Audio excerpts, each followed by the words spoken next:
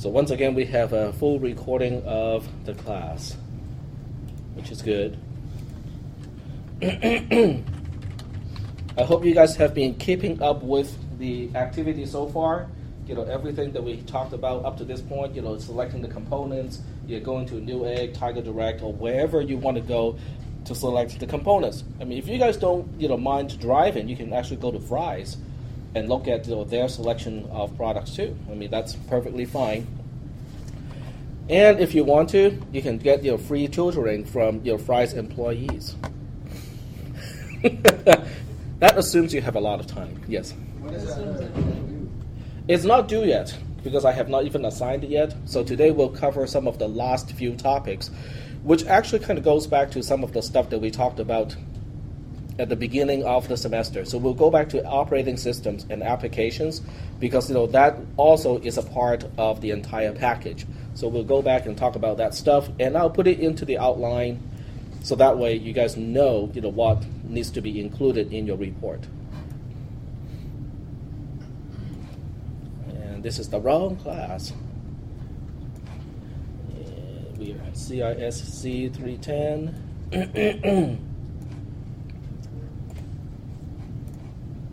So I know this particular topic took a lot more time than it is supposed to, but I think this is more relevant than some of the other topics that I'm supposed to talk about. Got to beep that part out of my recording. Okay, let's see. So we talked about the case last time, and apparently I forgot to save what I typed last time. And there's no screen recording last time too. So we'll just kind of quickly go over this. So the first thing you want to look at is the power rating, but you want to look at the continuous rating. In other words, you don't want to buy a power supply that is rated at 400 watts maximum that can only be sustained for 2 seconds when your system does need 400 watts continuous. So you got to look at the ratings properly because depending on the manufacturer, sometimes they rate it by continuous, sometimes they rate it by maximum, just like with generators. Okay? Has anyone bought a generator lately? No? You can buy a 2,000 watt, 2 kilowatt generator, and when you read the manual, it will say that 2,000 watt is the absolute maximum, and you can only do it for a minute or so before the motor or the generator itself overheats.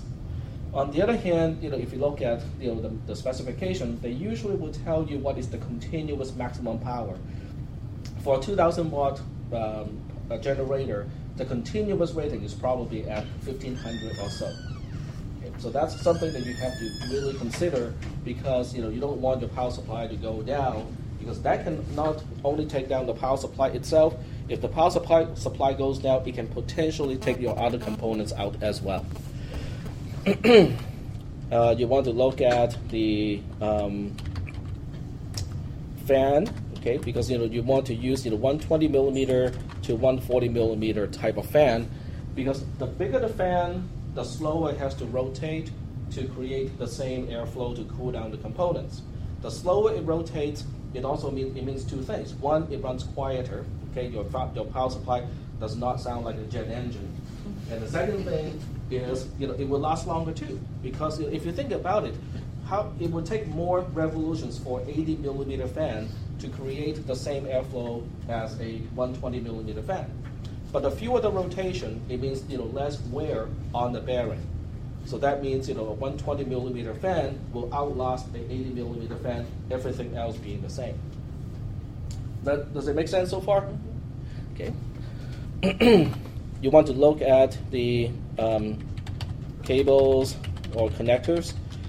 Basically, this is a big topic. I'm kind of upset that I did not save it last time because you have to make sure your power supply has all the connectors that you need to connect to the components that you have selected.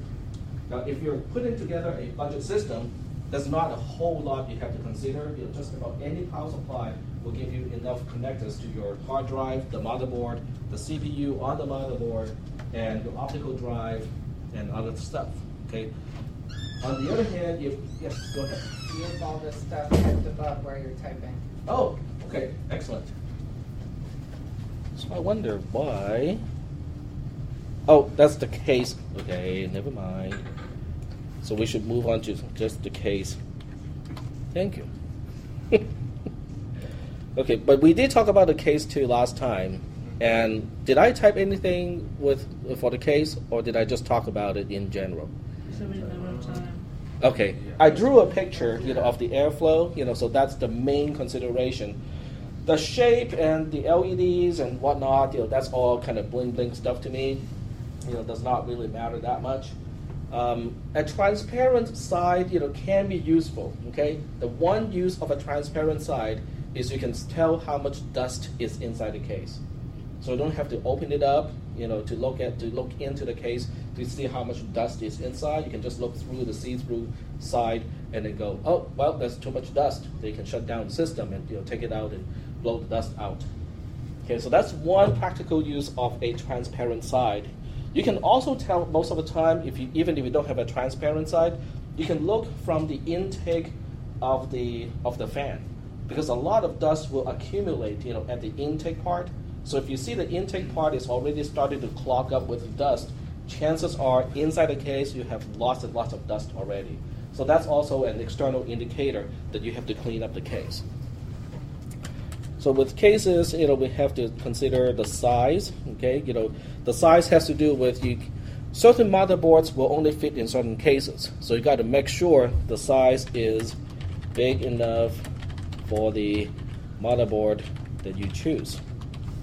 The second part, which is also important, are the placement of fans. You want to create a unidirectional airflow. Okay, make sure you have enough fans to cool the hard drives, especially when you have multiple hard drives. If you only have one and the hard drive is sitting in the middle of nowhere, chances are just because it has enough space around it, it already has enough cooling capability. On the other hand, if you're setting up a RAID system, then the hard drives are only about, I would say, about a quarter to half inch from each other. So if you just rely on airflow because of the warm air, it's not going to be enough. In that case, you want to have a fan to blow air, basically blow air between the drives to cool down the drives. I can tell from the temperature of my hard drives, the drives that is at the bottom is the coolest. Okay, the ones that are sandwiched, do run hotter because they are sandwiched between the drives, even when there's a fan in front of the entire stack of drives to push air between the drives. Okay, so when you set up a RAID system, make sure there's enough cooling for the hard drives. We talk about the motherboard tray. So this is good for frequent upgrade modifications. Some of us, want to upgrade more frequently than others. Some people put together a system and it just lasts forever. Other people put together a system and then 6 months later they find that the price of a high-end processor has come down, really quickly, and they want to upgrade. Okay, so it all depends on whether you want to upgrade your system frequently. If you do, especially with a processor, a motherboard tray can be a very useful feature of your case. It makes the case more expensive, but at the same time, it is also quite useful. Next question is the motherboard a toolless type? Now, for the most part, toolless is really just the same thing as a motherboard tray. It's a good feature to have when you want to upgrade or change or mod your system frequently. On the other hand, if you put together a system and you won't change it for the next 5 years, then it doesn't really matter whether it's a toolless case or not. But more and more cases today are considered toolless, just because I think the cost of a toolless case is not really that much more than a regular case. We talked about the material. The material, include road, steel, aluminum, or plastic. So we talked about this. The metallic cases are more resistant to impacts and dents. A plastic case is more kind of attractive because if you have a lot of LEDs inside the case, you can see it from the outside.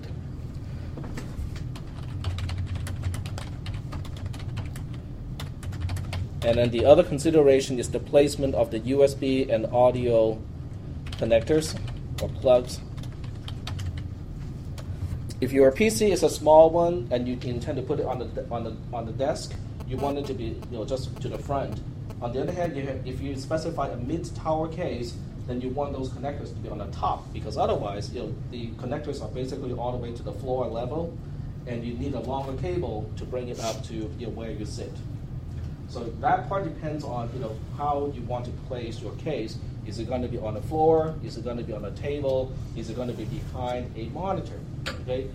In the good old days, we can't really put a computer behind a monitor because the monitor itself is this thick, right? You barely have enough room to put your keyboard in front of the monitor. But these days, monitors are about this thin. Okay, so you got lots of space behind the monitor to put your computer. Question? No.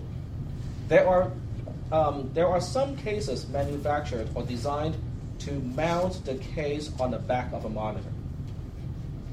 Okay, so it is completely out of the way, and it is really tiny, and it can look very nice. I mean, you basically can only see the monitor itself and the keyboard and the mouse, but the computer itself is completely hidden behind the monitor.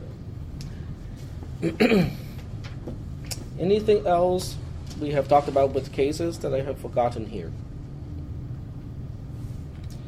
Number of fans too, because with the case, sometimes they specify a lot of fans, and then the sizes of fans.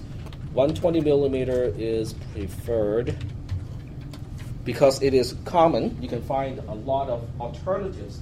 If you don't like the fans that come with the case and it's a 120 millimeter, you can select from at least 100 of other kinds. Okay, you can select the more expensive ones because they run more quiet. You can also select the less expensive ones if you don't want to spend the money on a high-end one. But the point is, you can replace a 120 millimeter fan very, very easily. If you specify anything that's big, even a 140 millimeter, which is not that much bigger than a 120, there are not a whole lot of choices for 140 millimeter fans. Any other questions so far for the case? Yep. I've also seen that there are little rubber stands for the motherboard, so the case vibrates from things. So those are basically dampeners, dampening rubber mounts. They are included in some of the more expensive cases. So the rubber mount would usually go to the hard drive mount, because the hard drive is a moving component, and most of the noise would come from your hard drive. Your motherboard is stationary, except for the CPU fan or the CPU cooler. So for the most part, they don't have a whole lot of dampening mechanism for the motherboard itself. But when you mount a hard drive, on a more expensive case, they have these cushioning things that will sit between the case or the drive cage and the hard drive itself. And they do help, they do help making your case more quiet, because the vibration from the hard drive is not transmitted to the entire case and then amplified by the case itself. They're quite useful, quite useful. Some cases would even come with a intake, air filter. In other words, it will try to, get all the dust. It will try to filter the dust before it gets into the case. I don't think it's very effective. So I would not be, too concerned if your case does not have a built-in filter for the intake. I think last time we spent the last part of the class talking about how a single speck of dust can destroy your hard drive. Yep. Smoke particles